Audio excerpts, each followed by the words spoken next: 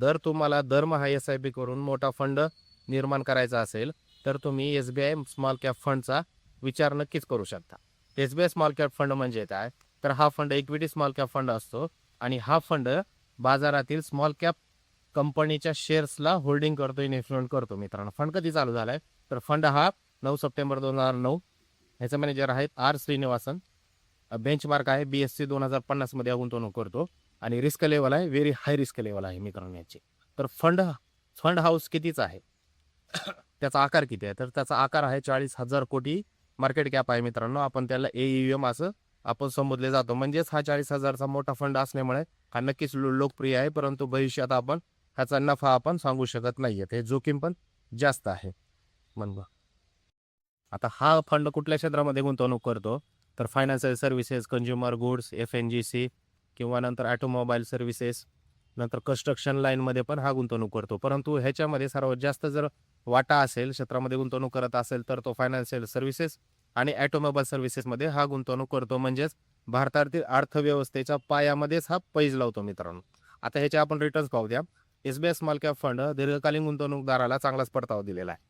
आपण जर उदाहरण घेतलं 5 वर्षामध्ये हा फंड 14 ते 15% रिटर्न दिले आणि ह्या फंडाने 10 वर्षाच्या नंतरच्या गुंतवणूकदाराला जवळ-जवळ 18% किंवा 20% असं गुंतवणूक म्हणजे परतावे दिलेले आहे.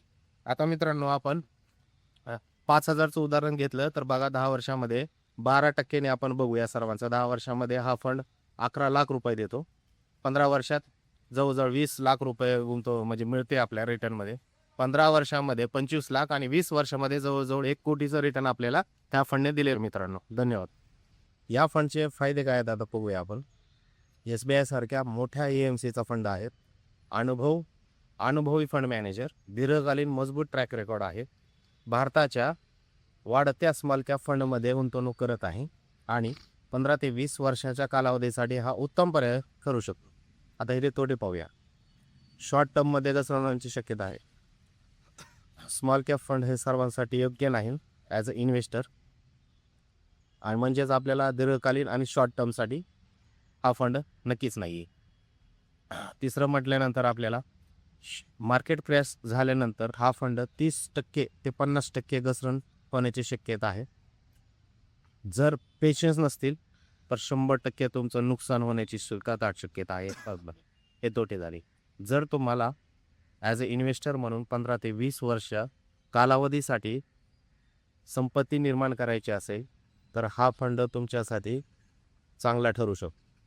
तर भविष्यात मग तुम्ही अभ्यास करा, विचार करा आणि SBI स्मॉल कॅप फंडमध्ये तुम्ही SIP मंथली 5,000ची तरी तुम्ही करू शकता. धन्यवाद मित्रांनो.